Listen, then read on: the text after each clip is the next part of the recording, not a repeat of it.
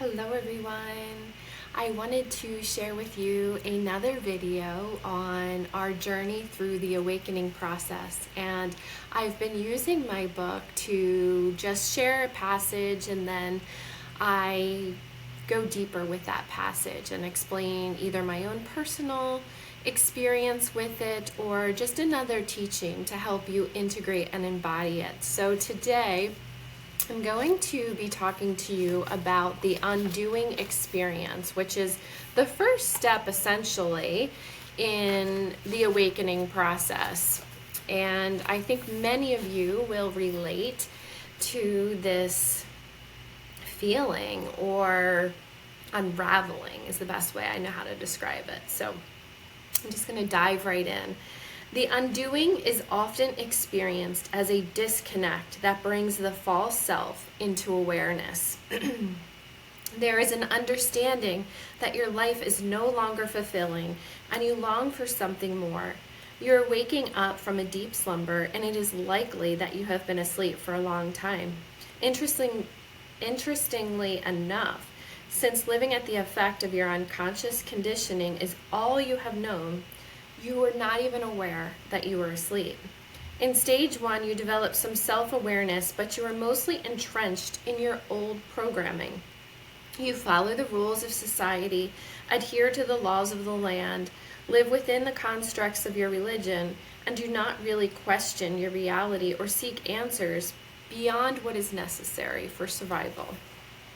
Your false identity defines you, and you live on borrowed values. You may even play the part of the victim or the perpetrator due to the unconscious programming of your ego. In stage 1, you see the world in black and white and judge things as good and bad. There is a great desire to fit in and be accepted in this stage. It is common to sacrifice your needs and compromise your values to receive approval. Self-worth is likely conditional and attached to identity or the roles you play. Happiness is based on externals, therefore to feel happy you will have to control your reality, other people, places, and experiences. Your emotions will rule, and your actions and reactions will be based on your moment-to-moment feelings. You will make no connection between your thoughts, beliefs, and your experiences, and therefore, you will have no direct ability to consciously create your reality. Despite your unconscious nature, the first sign of awakening happens as a flash feeling that there is something more, or an inkling of doubt that makes you uncertain about life or reality. This begins to undo the false self. And so if you have a copy of my book, Crashing into Grace, you'll know that I go deeper into my story, where essentially I take you into one of the early days of my mom's treatment and navigation of cancer, and knowing that she had cancer, and just what I saw every day when I went to the house shortly after that diagnosis. It was my unraveling. I had no idea at the time that I was unraveling, almost like if you have a ball of thread and you just are pulling that one piece, and slowly it's just coming apart, and eventually that whole ball of yarn or thread is going to just be separated. That begins the process of us separating from the ego. So one way you can look at that is, as that ball, you are completely wrapped up in your identity, in your false self, in the ego and personality, which is not you. And you have no idea that this is not you. You believe that you are this physical body. You believe that you are your thoughts. You know, everything that you think is just what controls your next action. There's no pause or separation between the ego, the false self, and your true identity. And so this unraveling or undoing is such a gift, and it will not at all feel like that, because to you it's going to feel like you're losing your mind At first, not so, because at first you'll still be deeply in that autopilot mode where you're unconsciously navigating. So things may be coming up almost like whack-a-mole, and it's causing you to feel you need more and more and more control to push down those uncomfortable feelings that are arising. So for me, it brought back my OCD, which I really struggled with as a teenager. It brought it back into the most extreme cases. So I had 3 young children at the time, and I really felt the desire and obsession with controlling their safety and their health, because I was terrified of losing my mom. And I couldn't even fathom the thought that one of those germs or anything that was harming her body could potentially be harming anyone else that I loved.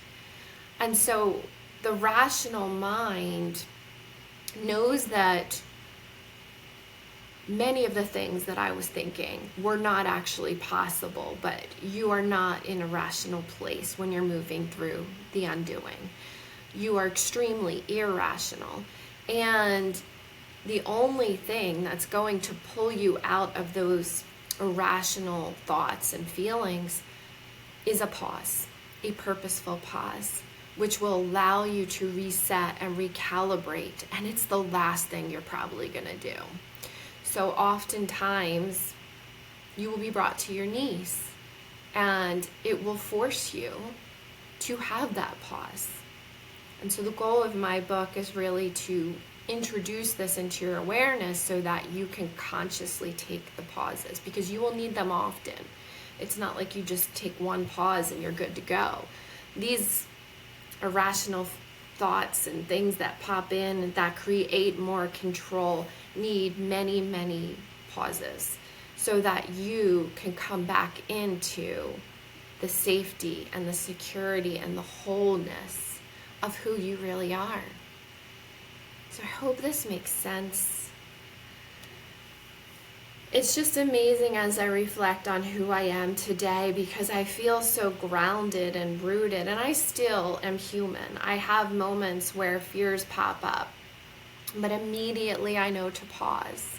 Immediately I know to just anchor myself so that that is not going to take me away from the choices I know are available to me, so that I can thrive in that moment even of deep fear. And so let's just take a moment to come into a quiet space, the still point. Any of you that are following me and my podcast, I'm now on episode 4 of the Still Point podcast, so reach out to me if you want access to that. This is the centeredness that will allow you to reset and rewire. The still point is the space between your thoughts, the space between time even. And it allows you to plug back in to the wholeness that is you. So we're just going to anchor into that still point. If you want to shut your eyes and just really focus on your breath right now. And what I'd like you to do, if you can, is to be seated, because your feet are going to serve as the grounding and the anchoring that you need at this time. So just really picture your feet opening up and allowing all sorts of cords to go down into Mother Earth, and allow them to all come together and create a knot at the core of the earth. Give that a big tug and just ground yourself there, knowing that wherever this takes you, you're not going to float away. You are stable. And now I'd like you to open up the crown of your head. Open it as wide as you'd like. If you just want a little opening, that is absolutely fine. You can come back, and you can always create a larger opening, which maybe is the size of the room or the house or even the planet. Open that as wide as you'd like. And we're going to allow for light an unconditional love to come in and wash all of your cells, all of your thoughts, all of your limiting beliefs, your values. Everything is going to get a good cleansing right now. A reset. You may feel your body start to heat up. Maybe you see all of this coming down through your body in a spiral motion, just circling around and around and around, and then you're going to use the bottom of your feet as the pathway for detoxing any fears, any need for control, any attachments, anything not serving your highest peace and joy. Allow that to wash out through the bottom of your feet. And you can sit here as long as you'd like, just allowing that golden, beautiful, warm light to come in and cleanse anything that no longer serves you. And when you're ready, you can open your eyes.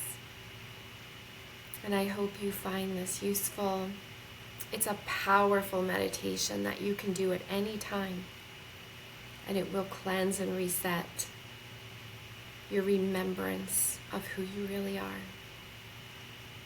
Namaste.